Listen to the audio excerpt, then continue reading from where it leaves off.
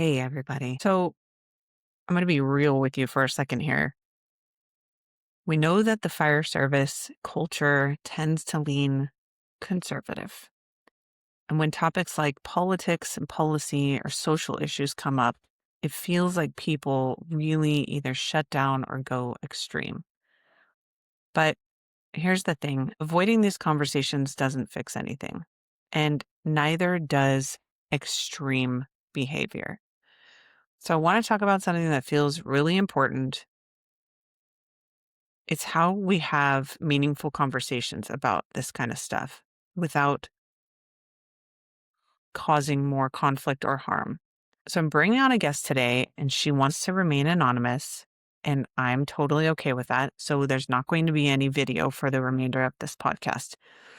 And we do get into some pretty political areas. And I want to preface that because I know it makes some people uncomfortable. So if you're uncomfortable, that's okay. You can turn this off. But for those of you who are interested in kind of hearing her perspective on being married to a federal firefighter and the intricacies that come with that and the political attributes of the fire service, then hang out with us, listen to the full podcast, and try to listen to understand rather than get defensive. And let's see how you feel when it's done.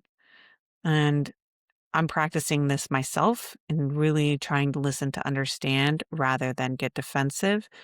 And I think it's important that we all kind of go into this with an open mind rather than an extreme defensiveness. So let's get into it. Miss Thing, how are you? Hey, Audra, I'm good. How are you? Good, good. Okay, we're not going to rant about politics today, but we are going to talk about some pretty, I don't want to say touchy subjects because I don't believe that it's touchy, but I think it's more controversial, if you will. How do you like that word? Yeah, I think so. I don't understand why it should either be touchy I or agree. controversial. I agree. Um, Mm-hmm. Mm-hmm. but also I have done an extraordinary amount of work um to get to the point where I can sit with things and be like, "Oh yeah, not only did I screw up there, I screwed up there in ways where my actions harmed people." Yeah. On a political level, and so now I need to learn to do better. Yep. Totally. And I think I have experienced that in the last few months as well. It's good that we're talking about it because there's this this unspoken kind of thing online I'm seeing where it's like when people mess up, the ridicule and the hate becomes so um extreme, it's kind of frightening almost. Yeah, agreed, and I think that there's a lot of places, um just tying this back to the work that our partners both do, there's a lot of places in the fire service that we have not begun to sit down and unpack things. Yes. Um, and because we have not sat down and unpacked things, we are allowing a system to use us against other people because we're not willing to get uncomfortable and maybe make mistakes and say things that like admit that we exist as an extension of a political organization and that we have to engage politically um Mhm. or we're going to get used. But in order to do that, we have to be willing to make mistakes and get messy. Yeah, I grew up on Miss Frizzle. um we have to be able to give each other space to be human and unlearn things. Um but we're not doing a good job at either, I think. Yeah, I agree with you. So let's back up a little bit. So can you just share kind of a little bit about your experience as a fire spouse and what life kind of looks like during fire season for you right now or just in general right Yeah. now? So my husband and I have been married a very long time. Um, Coming up on 20 years, and I'm not old enough to have been married for 20 years, but I grew up in a culture where you just got married young. And from the time that we got together, he was engaged in public service. Um, he he worked in our local community as his first job. He then went on to go to school for public health with an emphasis in EMS. He got his first job um, on a private ambulance, as many of our partners do. Then transitioned to a rural department, and then from there to the Forest Service, kind of with the idea that he was going to do a couple of seasons with Forest Service. We're going to save enough money that we could pay for his paramedic out of pocket. And then he was going to move to a much busier structure department with that certification that was holding back his career in hand. And I know a lot of fire departments will certify paramedics, but we just were struggling making the transition from a rural station to a bigger station. He got into the Forest Service and realized that he loved it. And it was the first place that it was the first place that I could see that he felt peace. He felt well respected. He felt like he was getting opportunities. Um, the Forest Service is very, very hard on families. Wildland fire on the federal level wrecks relationships, but he's happy. Um, and so I have worked really hard to um, sort of carve out a place, build relationships, make it so that it's more sustainable for my family, and in the process for other families as well.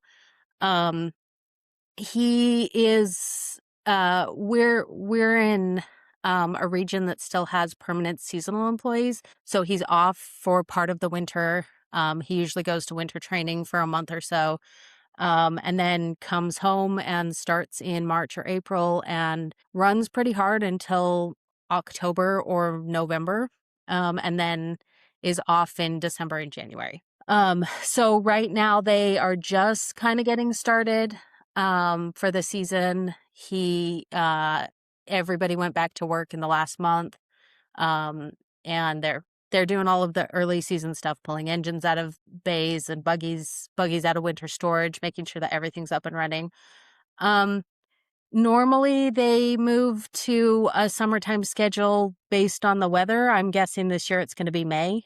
And he will work probably like 8 a.m. to 8 or 9 p.m. Monday through Friday, or Tuesday through Sunday, something like that.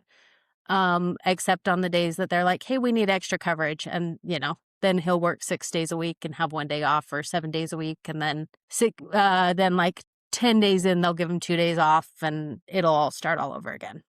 Oh, so that's, So that's crazy. that's Okay. kind of where we're at. It is crazy. And it's actually at some point this spring they'll go back east to help with some prescribed burns, or someplace that they currently need additional resources. He'll be gone for 14 days, except the 14 days isn't really 14 days because you also have travel days and those don't count as part of their days.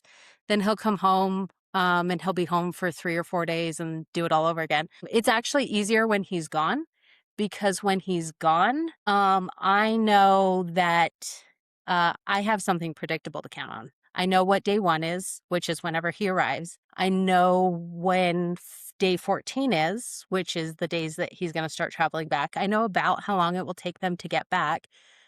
So from the day that he arrives, I have 16 to 18 days of knowing what's coming and how things are going to play out. While he's home, I have no idea. Every single day is a big question mark. We take 2 cars, 2 things all year long. Actually, Sunday we drove together to something and I was like, oh, shoot, we need to start driving separately again.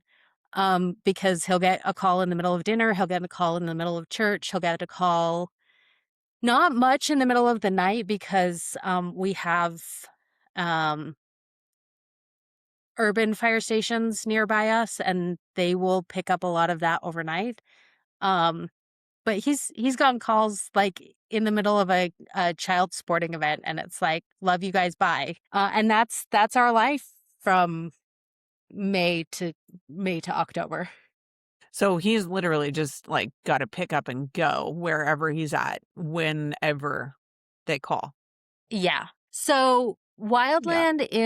federal wildland is like a combination of um the worst kind of office job plus being a volunteer firefighter, with all of the risks that go along with being uh a career firefighter. So just chaos, like 24/7 chaos, sounds like. 20 yeah, yeah. Well, 24/7 chaos when he's home, consistency when he's gone.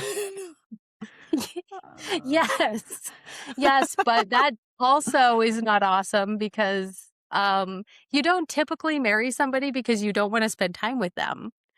Totally. Um, so, y there's that, and then the other part about him being gone is, his schedule. He doesn't have control over his schedule when he's gone, so I know what to expect, but part of that is the, like, "Hey, we are burning today in this, in the foothills of Appalachia. So we're going to be 6 a.m. to 6 p.m. We'll wrap things up and then I'll be available to call you in the evening because we're hoteled up every night."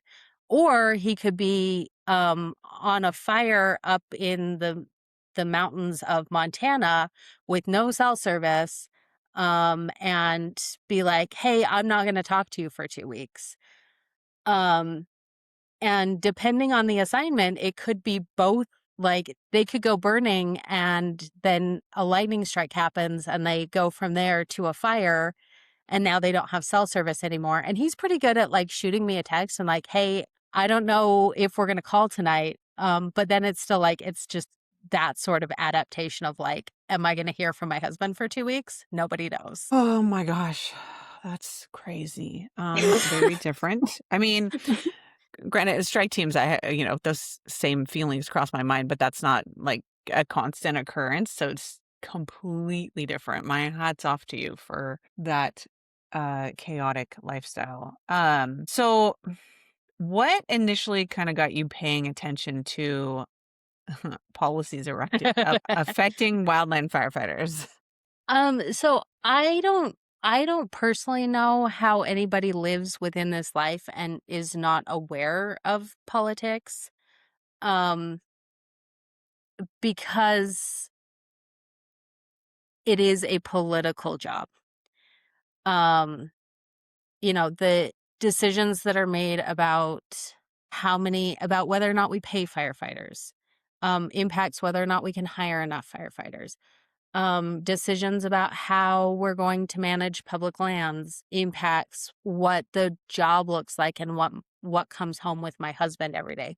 And I grew up in the West. I grew up in a very red state, in a state that um I grew up hearing about how the feds controlled our lands and how we wanted to take back control of our lands. And then we got into it and I was like, "Oh wait, the people managing these lands are local, and the decisions that are being made in DC by these politicians don't accurately represent the experience that my family is having." So then Hmm. I started talking to my representatives and like doing the sort of generic civil engagement kind of thing. Um and then our current administration got elected again. Um, and in the lead up to that, I was talking to like friends and family, and I was like, "If you do this, this is going to have an immediate negative impact on my household and my family." And I think a lot of people thought I was being reactionary, Dramatic. Yep. dramatic. Mm-hmm. Mm-hmm. Yep. And it was so much worse than I thought. Yep. It was, my husband was away at a training. And when they leave for the winter, they get taken out of pay status. It's kind of like being furloughed, but it's not being furloughed. Um, And so then he was back in pay status. And there was questions about whether or not his training was going to count towards his annual weeks of allowed assignment, and whether or not, if they put him out of pay status again, whether or not they would be allowed to bring him back in, and whether or not they should just put him in leave without pay, or whether or not that would raise flags as Doge was ripping its way through federal agencies and furloughing everyone. And we had to look at like um, whether his recent promotion now put him into a probationary status. Like, I was so stressed that we got a piece of mail um, from the government. It ended up being a really benign piece of mail, but I could not open it because I was having a panic attack, because I was like, what is this? Why are we getting this?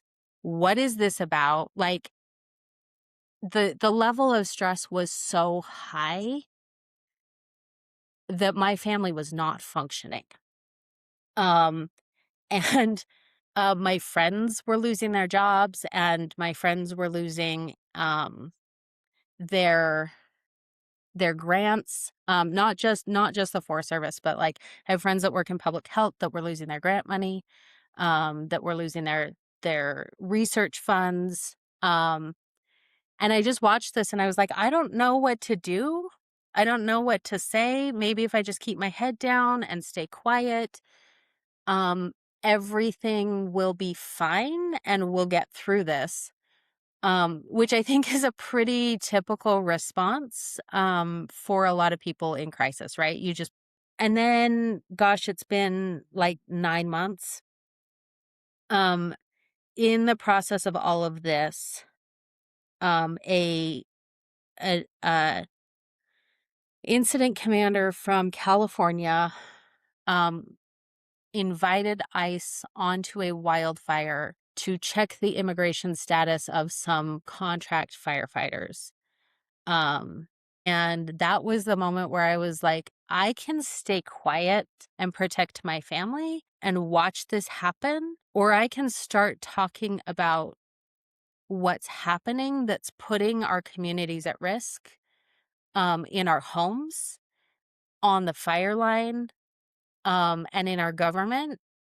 And I have to choose, because someone who is protecting our communities and showing up and putting their lives on the line as a wildland firefighter, uh, I don't personally care what their immigration status is, but I Yeah. should never be detaining people on the fire line.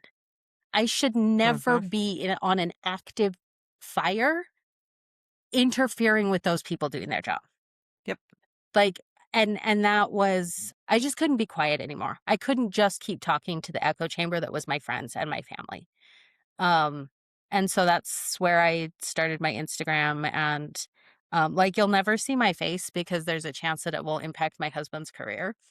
Hmm. Um, but I just couldn't keep my mouth shut anymore, because this is my community. This is where my family has decided that we are going to invest in. Um, these are the people that I care about, like, on a global scale. And so I just, like, that was a moment of like, if I'm not speaking out against this, I'm complicit. And maybe nobody will see any of my posts, but at least, like, I'm doing it in a way that people don't think that the wildland fire community is okay with this. And because I'm a Yeah. spouse, I'm one level away. I'm a little bit protected. And then because Yeah. I'm anonymous, I'm one more level away. So I can say things that people are thinking that they can't actually say, because then they would lose their jobs.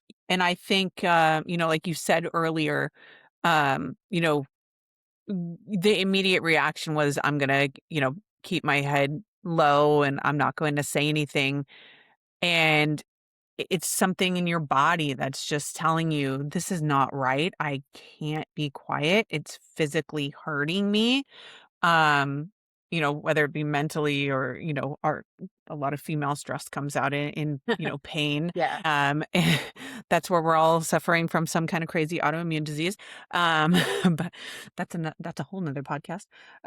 But it's one of those things where it's like, you have to speak up.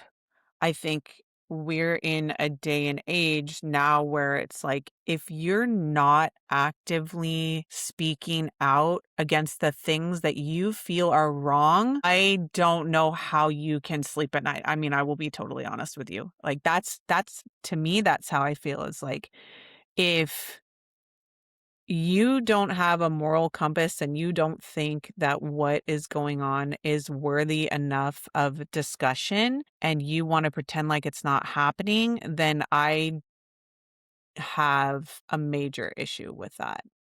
And I think for you, especially, for people like me, I get in trouble all the time.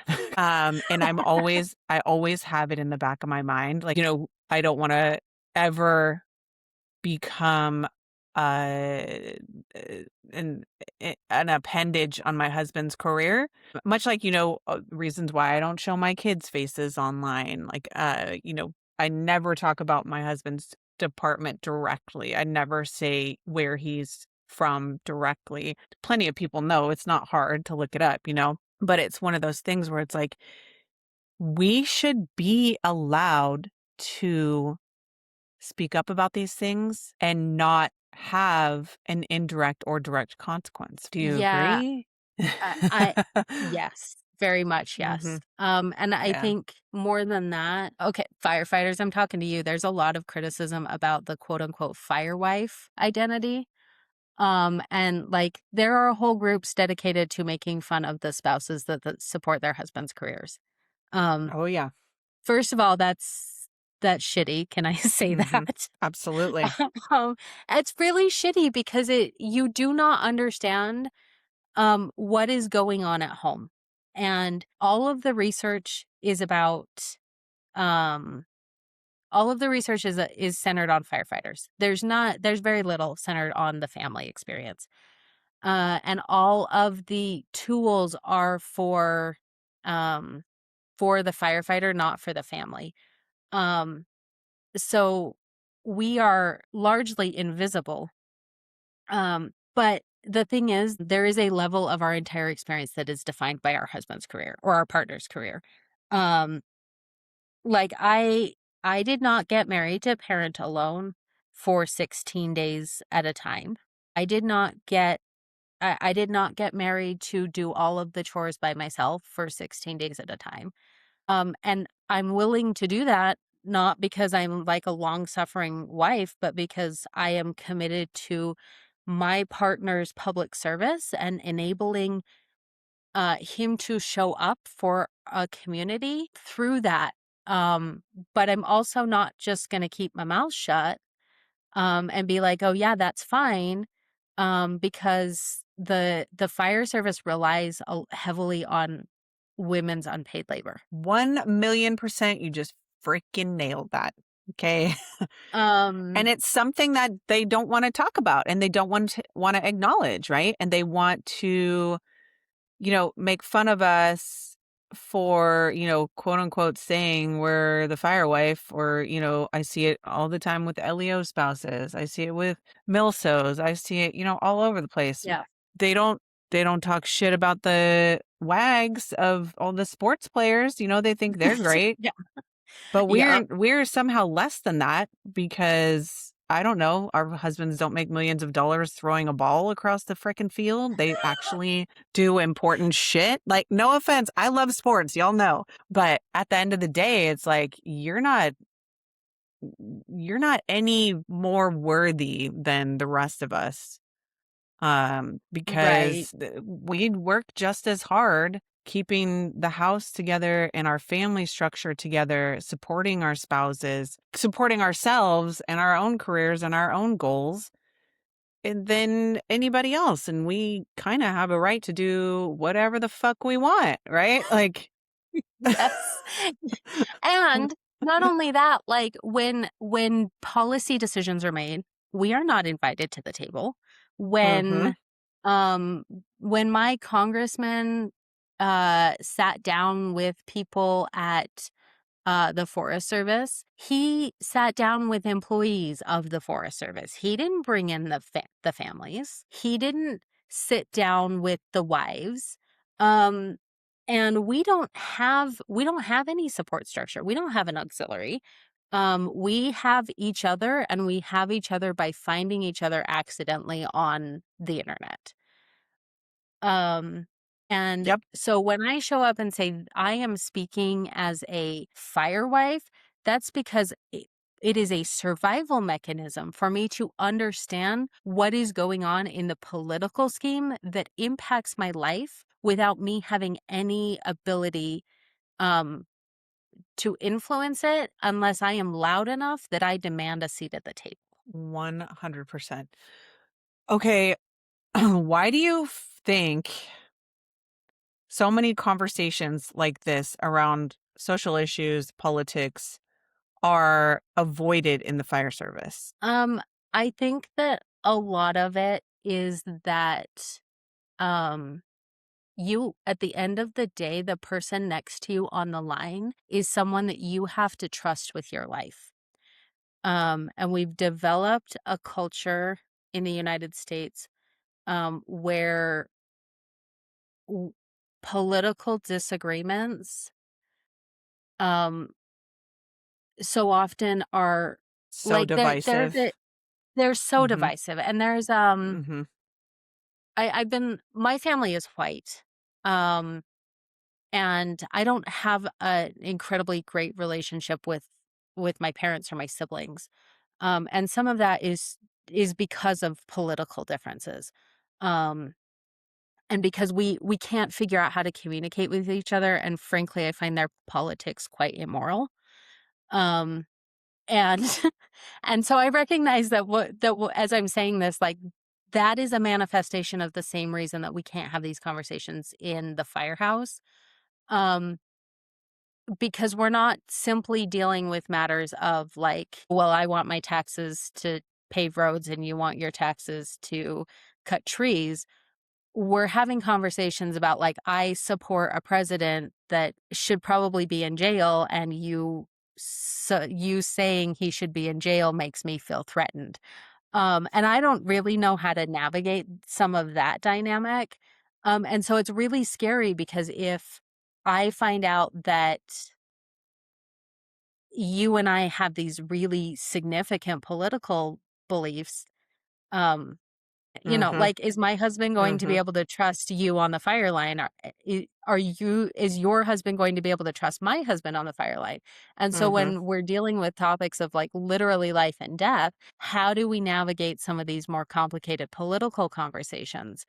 Um, like it's the reason that sometimes sexism gets a free pass in the fire department, because like as a man you can't, if you call that out, then are you going to trust the guy next to you? But now does the woman that just joined the fire department, does she feel safe?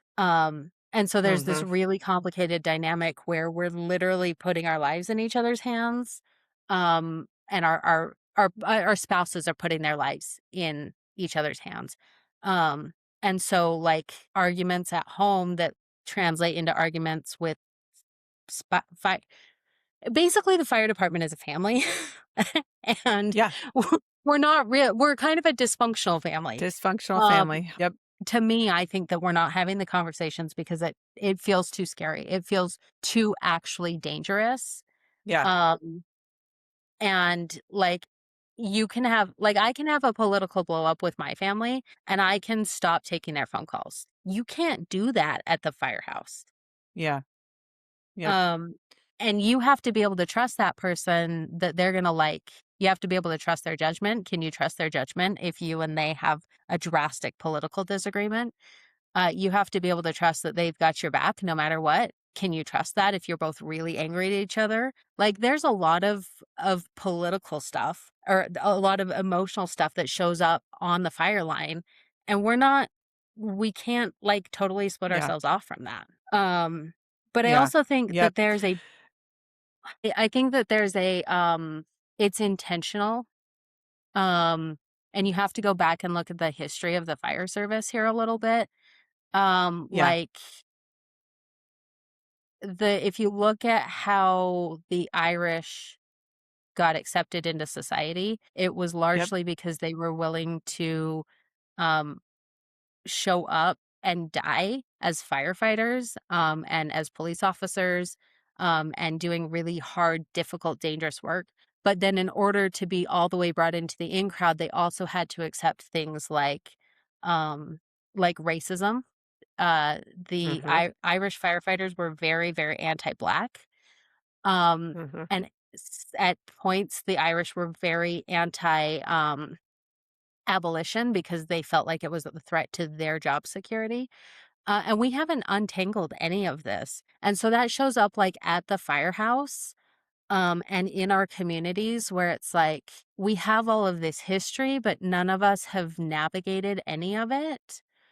Um, and it's really scary for one person to be like, hey, I'm going to bring up this really uncomfortable topic and make it so that we all have to deal with it and hope that at the end of the day, you still have my back. Yeah. I think that the crazy thing about this is not even navigating it, it's acknowledging that it's true, right? Like you can go so far back to say even that. Like just acknowledging history and the history of just the fire service, and the deeply rooted racism in the fire service.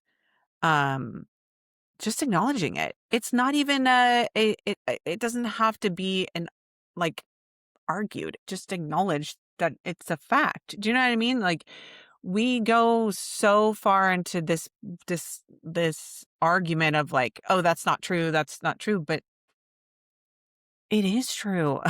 And like I think getting people to understand that, how do I say this? Like it's not something that needs to be defended, I think, right? It's just the acknowledgement and how to make what was traditional now be not the norm anymore, Right. right? Well, I think it's always so interesting to me, like when we have these conversations, um, because I don't even know if many of the firefighters today who were hired even understood how the fire service even existed in the beginning, right? Because it was a completely, I mean, we can get really into the weeds here, but it was based on democratic socialism, right? It was because Yes. people wanted public safety that wasn't based on how much money you make or what your social status was or if they're profiting off of it. It was a political decision to make it available to everyone in our country, right? And so like if you Yeah. want to go back deep into history, it baffles my mind when people want to argue that because it's a fact. It's not something that can be even it shouldn't be argued. It's crazy to me. That's my soapbox. So Well, and like there's I don't know if you've ever been to the Hall of Flame in Arizona in Phoenix, but they have like no. Revolutionary era fire apparatus. And it walks like as you walk through and look at all of this really cool, really old fire equipment, it kind of walks you through how the fire service evolved. And it's mostly focused on structure. They have a little section that's wildland. Um, but Mhm. it's just absolutely fascinating to be like, if you go all the way back, like Benjamin Franklin was w- key to establishing um, Mhm. a paid fire service in the United States. So, like, Mhm. we get really uncomfortable about topics of quote unquote socialism, especially in the West, especially in conservative communities that tend to vote Republican. But Yeah. this was not a novel, you know, Cold War era idea. This goes all the way back to our country's founding. Um, and the same to a degree, the same is true with the Forest Service. Like, I genuinely believe that um, if the founding fathers looked at our political landscape and our cultural landscape today, I think the Forest Service would be part of the Constitution. Like, I think it would be a constitutionally required um, organization. And the Yeah. reason I think that is because the post office is a constitutionally required organization. Mhm. And so we talk about when we look at whether or not things are part of the Constitution or they're unconstitutional and Doge should get rid of them because waste and fraud and all of that. Um, I like to look back and go, well, what did they put in play? And like there's a lot of issues with our founding fathers. Like, I'm not holding them up as a paragon of justice and morality, Yeah. but I have moved away from the strict constitutionalism that I grew up with to more of like a what was the intention behind what they did and what that we have now would they maybe have maybe have enshrined as something that was important to us. And I really think that a lot of these public services they just were not part of their thought process, right? Like, somebody had to introduce them, and we've had incredible, amazing, innovative leaders that are like, this matters. These things matter. So let's put our public resources to them so they're available to all Americans, all of our citizens. Um, and it the fire service is one of those huge things that we have all agreed we want to protect, we want to protect everyone without having to think twice about it. Like, I don't want my neighbor to wonder whether or not they're going to get a bill that they can't afford if their child is Mhm. choking and they have to have somebody from the fire department show up at their door. Mhm. Mhm. And we can expand or contract that however we want. But I think one of the things that sometimes we forget is like the rich will be fine. There are private fire in the wildland community. There are private fire companies that will come out and they'll hang out at some rich person's property and protect that rich person's property from fire. But your neighborhood cabin that your next door neighbor's great great grandpa built and has been passed down and exists on one of these little checkerboard pieces of land in the middle of nowhere where there is no city fire department, and they let you borrow it 1 week every year, you're not going to pay a private fire department to go take care of that. That's going to be my husband showing up, and he Mhm. doesn't care who owns that property. He doesn't care, whether or not you've paid your fire service bill. He's just going to take care of it. Yep. And I mean, for anybody who disagrees with that, I work in insurance and I see it every day. There are plenty of carriers out there that have their own fire departments during large scale fires that will send their own fire departments, private fire departments to come in. And sometimes it is a hindrance on those federal and wildland firefighters out there too, because I mean, not to be a complete jerk here, but wildland and federal firefighters and even municipals get trained on how to mitigate them, how to stop them, how to prevent them. And some of these more private agencies, they don't have a lot of training and they don't have a lot of understanding of, let's just say, wildfire, and sometimes it can create a little bit of a mess on the fire grounds, if I understand correctly. Yeah, I've also heard that, and I've never been a wildland firefighter, so I want to be careful to not like step in Yes. and say yeah. Um you know, but I think that also like that's a thing that concerns me significantly as a spouse. Um Mhm. our per dollar contract spend, the money that the federal government is investing in contractors is going up every single year. And the reason that it's going up, I mean, there are environmental factors. There are simply that we need more firefighters, but we're not investing in hiring more firefighters. We're investing in hiring more contractors. Contractors are easier to get. They don't have the kind of life insurance requirements. They don't have the kind of long-term commitment to their retirement. Um, and fewer people are wanting to show up as seasonal temps for 10 years without retirement, without permanent healthcare benefits. And so they'll come do a couple of seasons on uh um a contractor. A contractor will take advantage of that. They'll bring somebody in that may or may not promise them work. They may or may not work all season. It costs the federal government very little. Um, but if somebody's not if somebody's sitting in a bar waiting for a phone call, they're not training. Yep. They're not getting the education. They're not running drills on hoses. They're not doing the trail work and the um uh patrolling to be familiar with an area. That's not what they're paid for. They're paid to come in when the state or the feds say, "Hey, we need more bodies," and have somebody who knows what they're doing point to them and say, "Do that task." And that's not to say that our contractors don't do wonderful work and are not a necessary part of the fire ecosystem. There will always be a place for contractors. But as a person who sends someone to the fire line, as a person who loves someone on the fire line, it scares me to know that we are investing more and more and more into contractors and less and less and less into keeping our people. Yep. And the Wildland Firefighter Paycheck Protection Act passed, I think, last year. Um, and that changed the way that firefighters brought home paychecks. But it wasn't really a pay raise.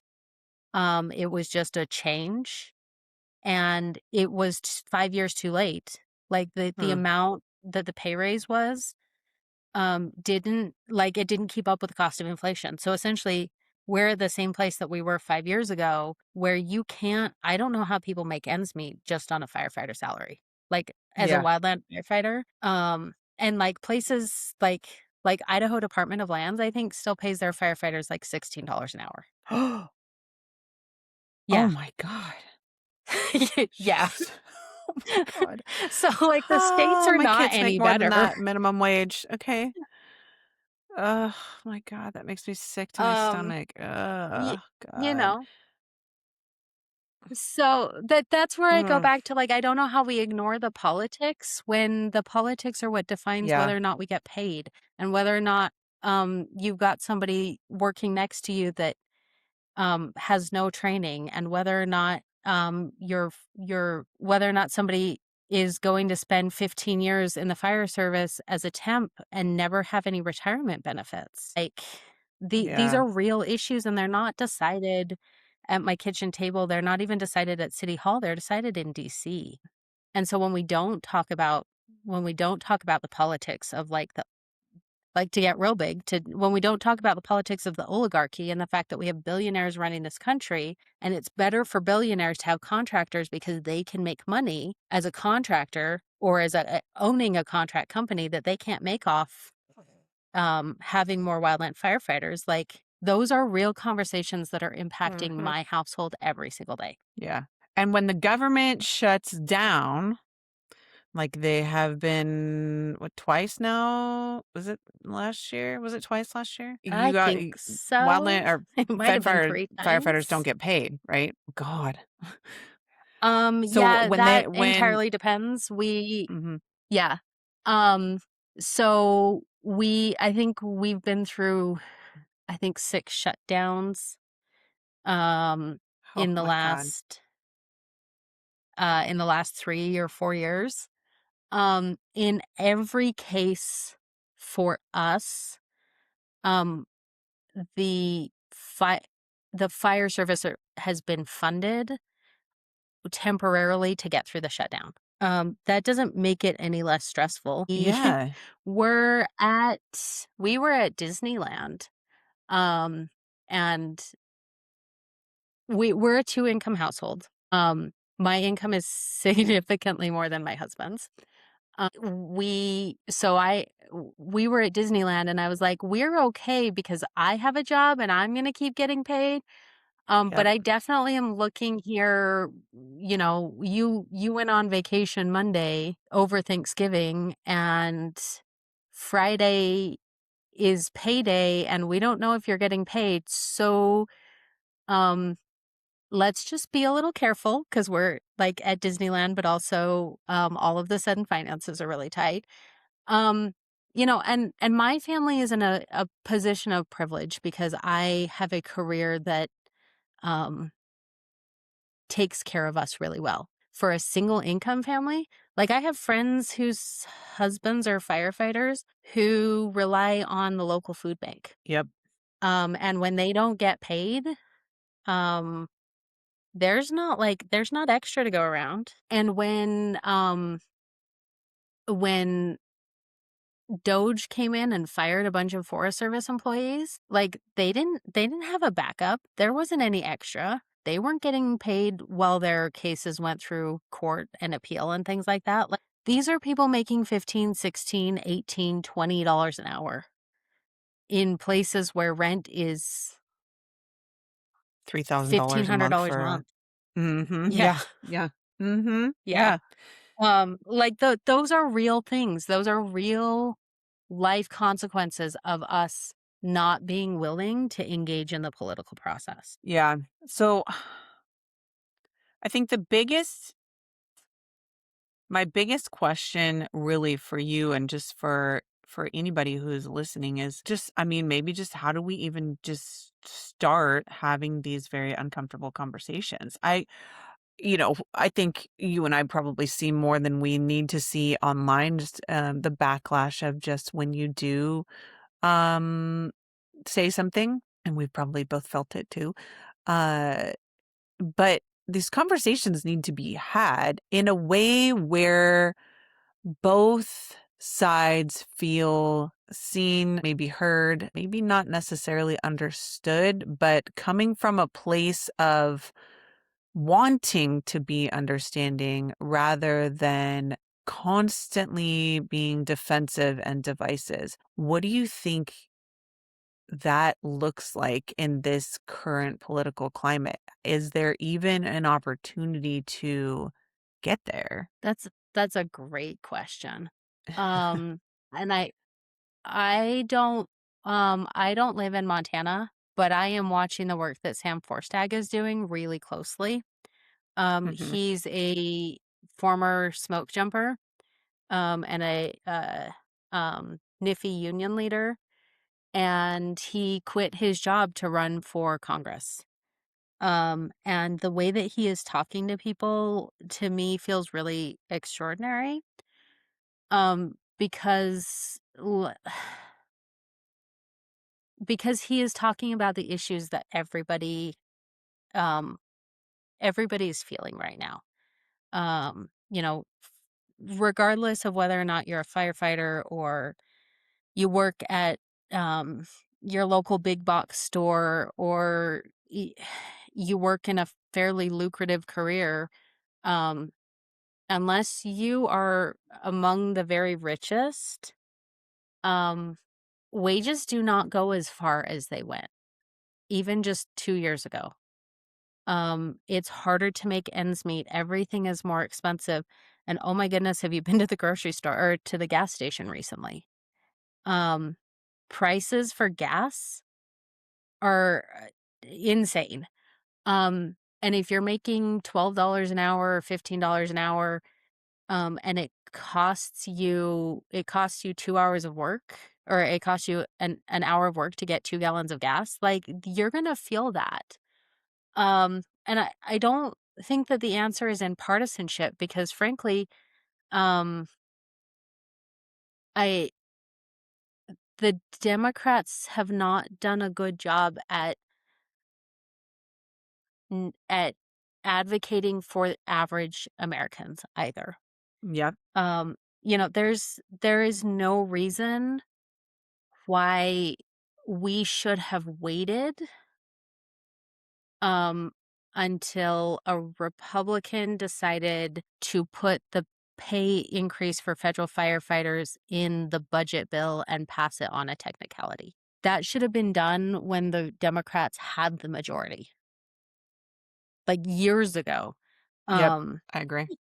there's not, we have to stop looking at parties and start looking at the places that we agree. And like, I don't know anybody in the fire service that is like, oh yeah, we have enough people. We have enough funding. We are totally well taken care of.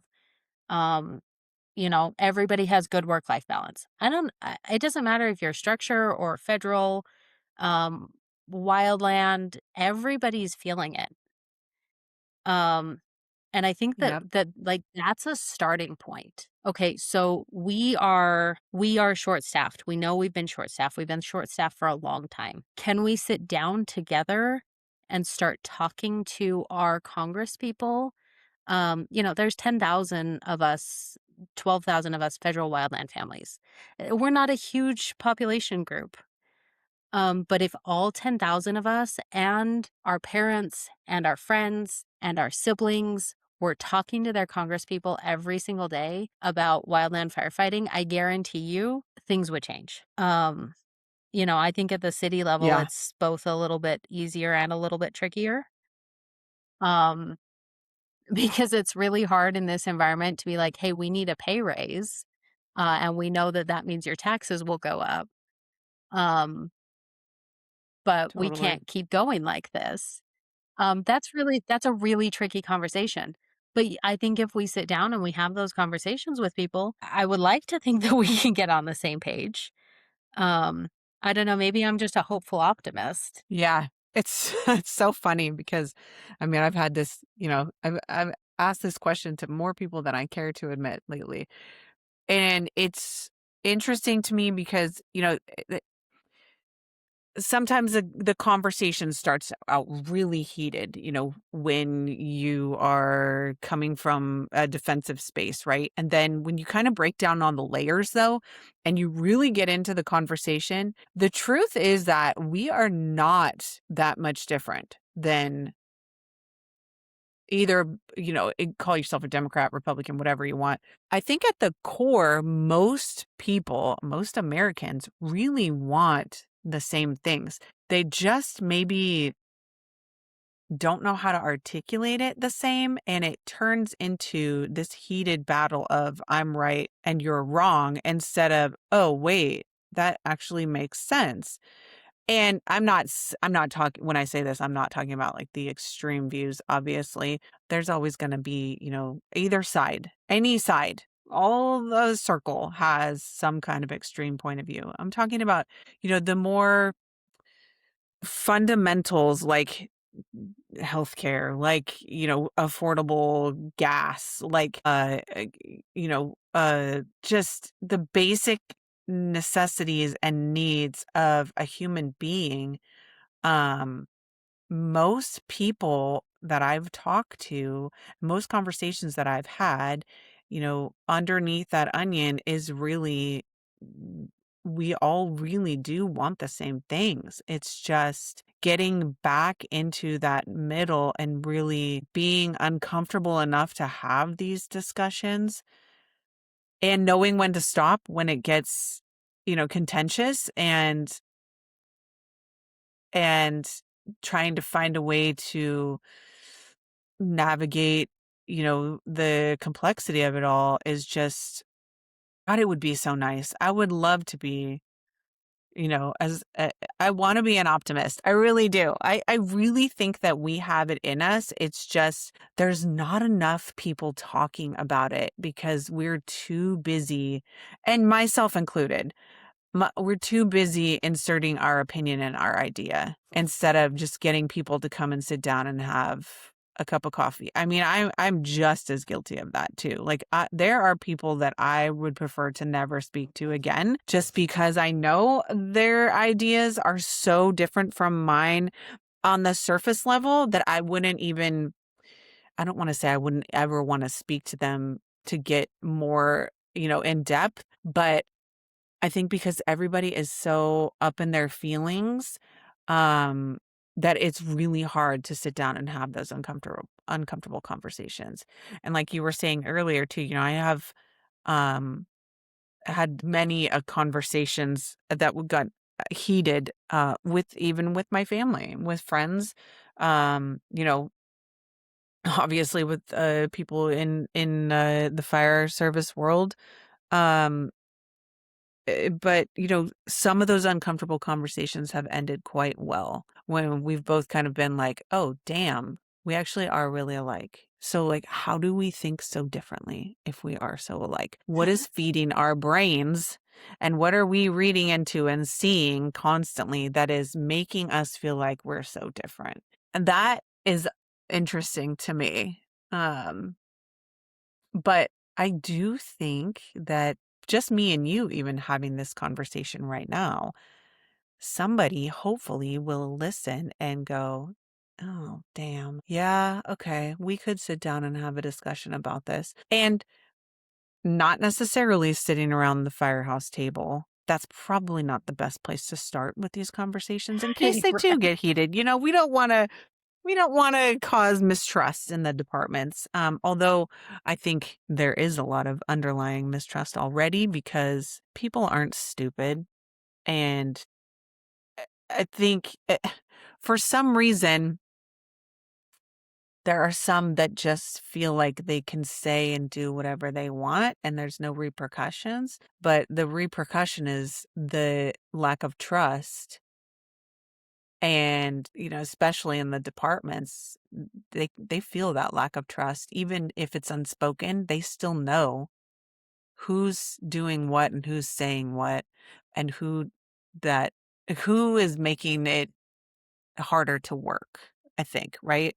Yeah. Yeah, and I think it's, I'll just speak, um, from a wildland perspective.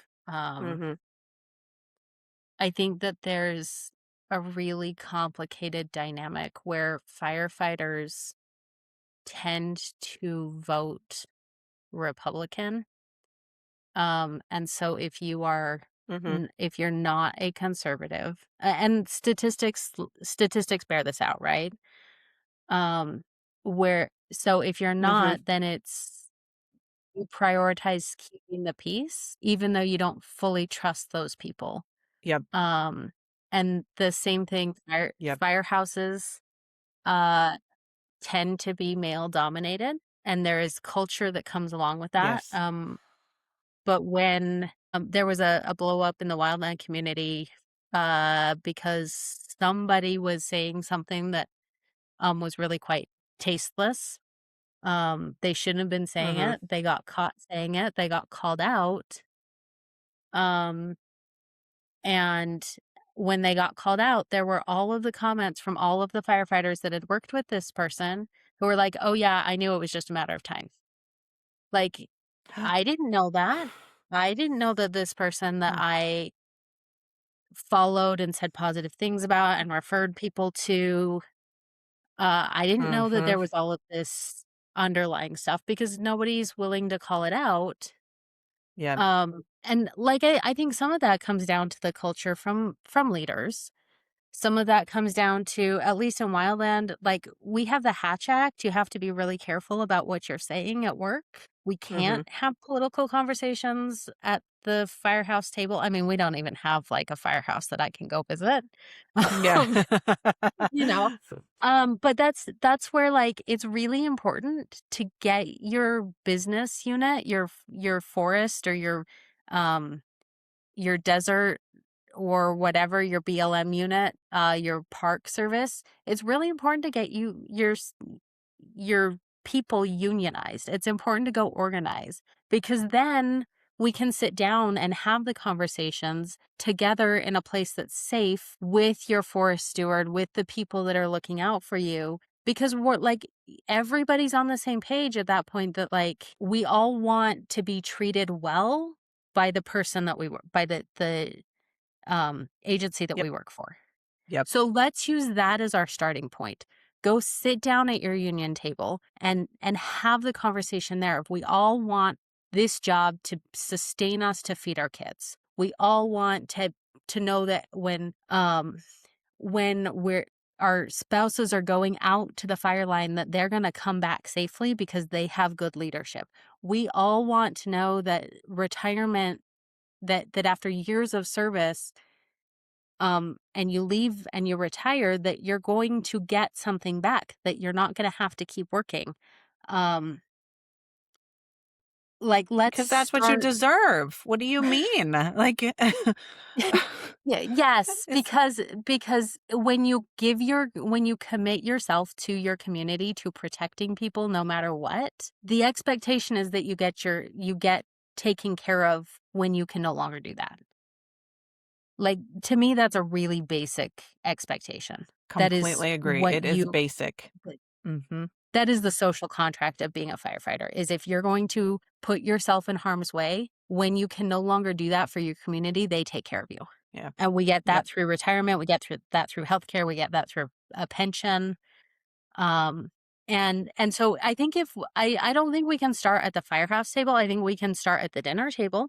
I think we can start by Yeah. inviting people that we work with to dinner. I think that we can do that by you and I having this conversation. I think we can do that by Mhm. joining the union and getting, like, sitting down with the union and having the conversations with the union. Like, what do we want our future to look like? And that's where you can say, like, hey, so and so brought us a complaint that this fire station has been making her feel uncomfortable. She's experiencing sexism. And then people have big feelings and they go, oh, whoa, we don't do that here. And then you start to peel it apart and break it down. And then you go back to the history and you go, oh, okay, this is something that was handed down to us from generations of firefighters. And now we get to be the ones to fix it. And, like, how cool is it Mhm. that we get to be the ones to make it better?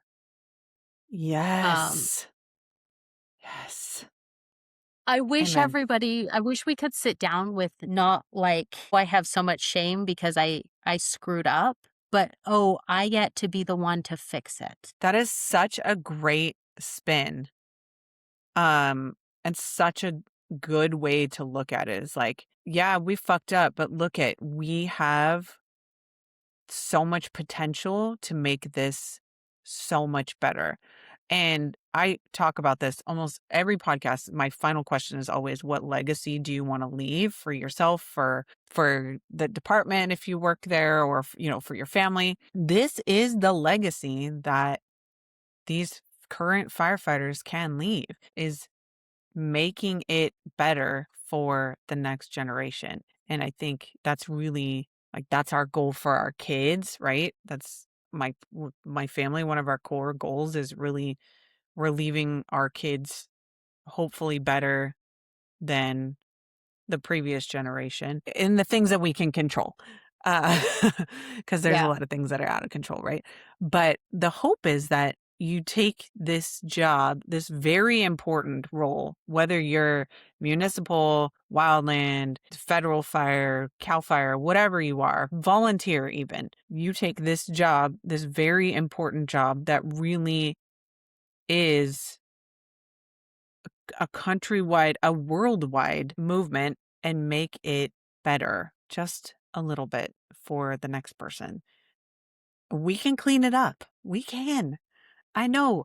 And I think it's so important for, you know, uh, we were talking about earlier how there are um, dedicated pages on Facebook and Instagram and TikTok, and in the comments all the time, literally dedicated to making fun of the spouses who give a shit. And it's something that, I think will it'll probably always be there. But I encourage uh more spouses to talk about it, because, if firefighters can't, they can only do so much. Um And they never wanna risk their career, obviously, but I think, from a spouse's perspective, we really have big stake in the game, and I think we, just in the last 6 years, since I've been podcasting, since I've been on Instagram, um, we've seen a movement, and so, you know, the good thing about us talking is that it is creating change. And so if the spouses and the partners coming on and really continuing to discuss it moves more people in the direction that we want it to go, why would we not keep talking about it? And why would others not be encouraged to do the same? Because it's just something that if we do stick our heads back down and pretend like everything is okay, we're going to end up having these conversations for the rest of our lives. And we don't need to. It's just not Yeah. necessary, you know? That's my Yeah, and take.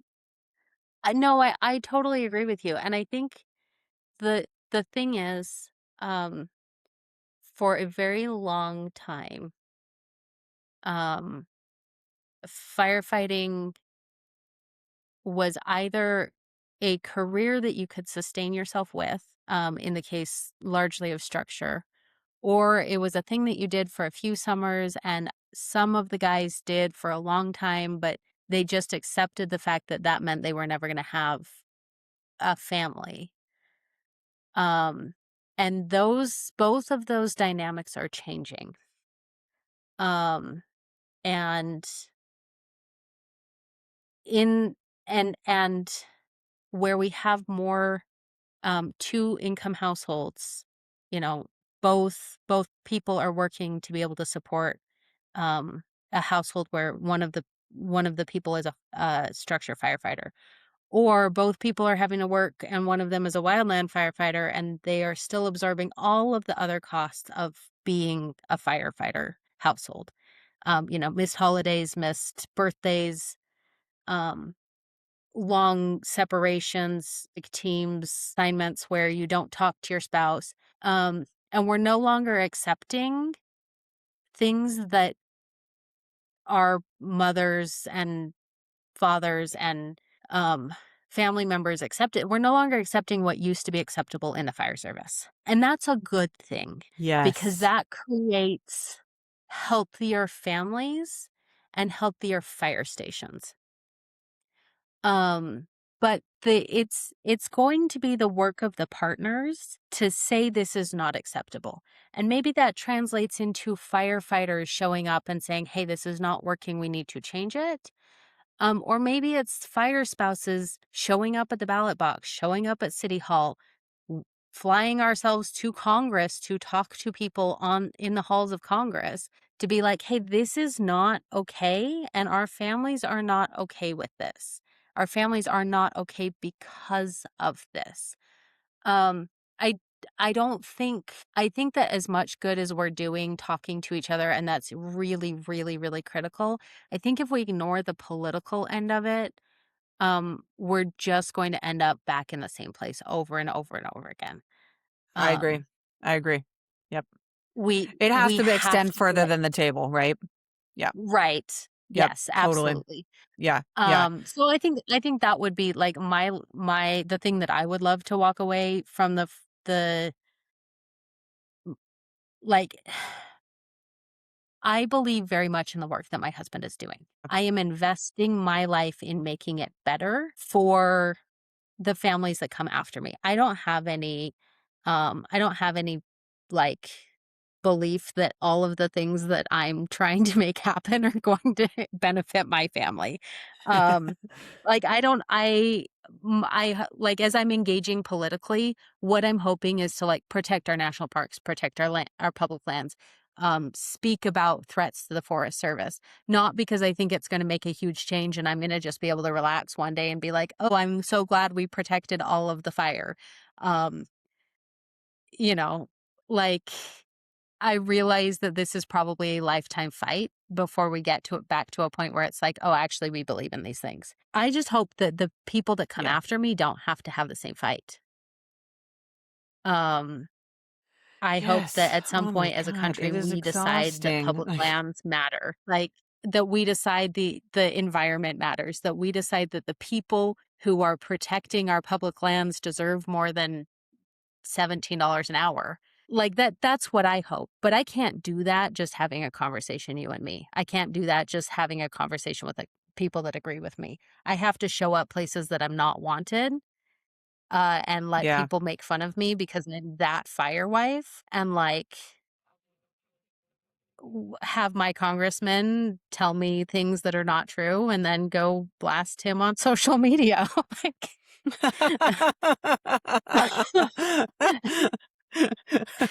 it Oh can't boy. just stop. It can't just stop with a conversation. We have to be loud and we have to be involved in the political process, or it doesn't change. Yeah. Yeah. I know it needs a bigger movement. It's just, oh man, it's a lot of work. It really is. But It really, ki- really is. um if people want to read more about what you're putting on Instagram, your Instagram is okay, am I right with this? Wildfire underscore and underscore resistance, right? Yeah.